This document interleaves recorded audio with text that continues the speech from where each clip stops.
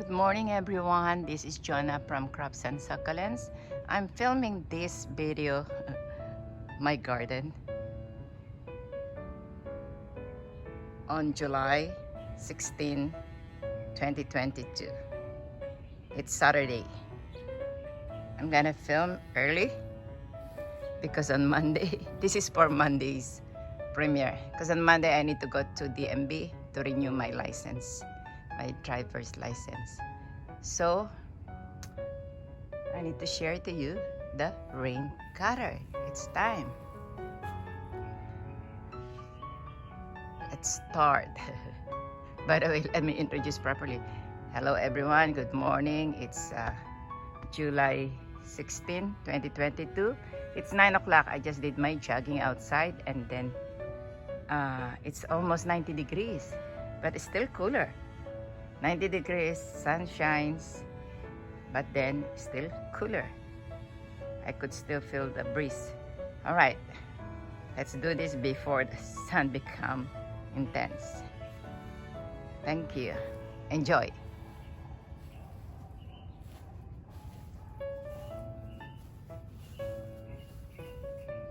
Oh, before I'll start, let me take a picture of this.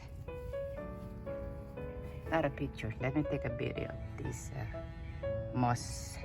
My moss is here because someone is asking Kay from KUSA Succulents and Begonia. That's it, Kay from Moss TVK. This is the moss I'm using. Still plenty. I barely use it. All right, let's start.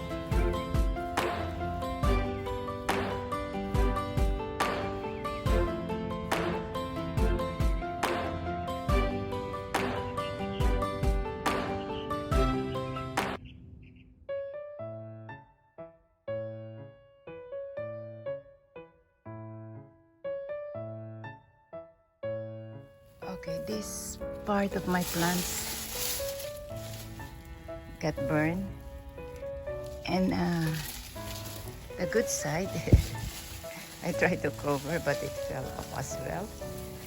The good side is the stems are healthy. Look at the stems. I'm just waiting for Michael to help me to dig this and to dig these 3 plants. 1, 2, 3. They're expensive.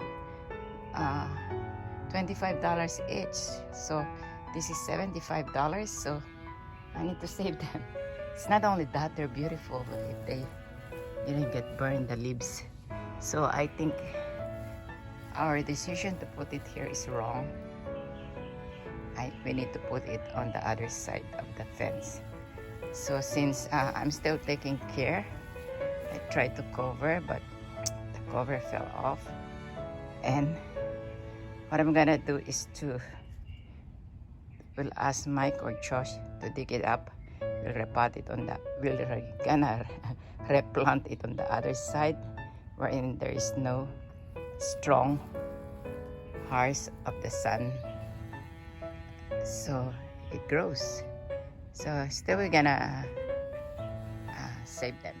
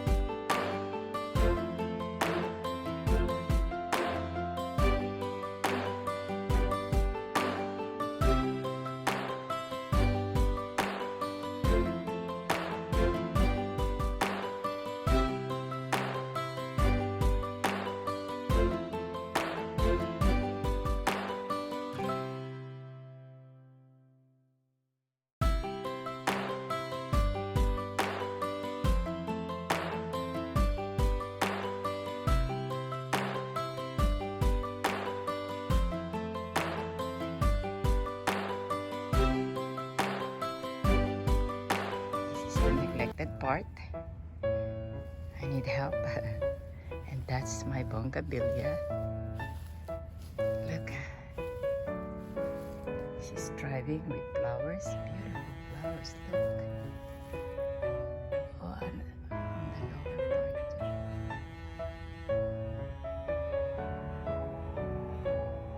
Before I can clean this part, but I'm being bitten by bugs. Okay, this I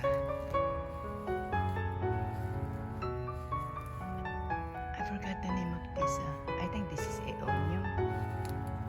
My neighbor gave me 1 piece, 1 cuttings. This is it. This is her. She's the mother. And look how much she produced. So this part too needs cleaning. This piece of plant I planted on the ground here, and then look at the roots, the bulb roots, and it grows like this. It keeps climbing. Ow.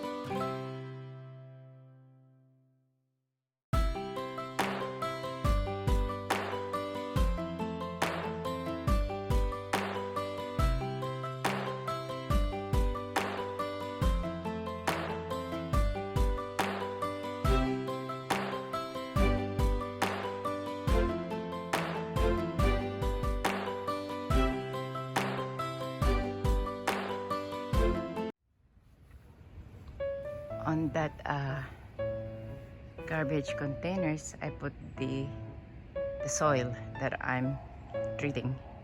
Once I collected soil that was used, I put them under the sun. Alright, this is my bed planter. Soon will be done. Okay, this is a mess because we cleaned it 2 years ago. Yeah, not last year Thanksgiving, the other year. So look at the agave, so big.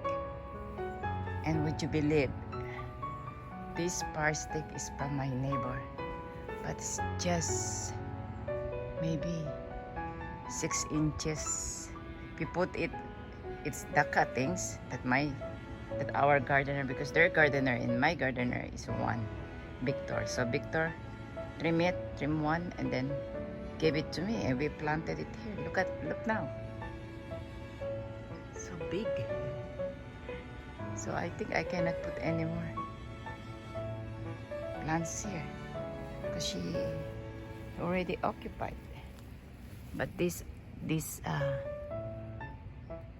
cactus are my propagated ones. 1, 2, and look at that flower. So I'm showing to you even it's dirty still, because soon we're gonna develop this part. My plan is to take out this agaves, 1 agave there, too many babies underneath, and 1 agave here. I don't want to propagate anymore, but it's too many, so we're just gonna repot, or I don't know what to do. Give me ideas, friends.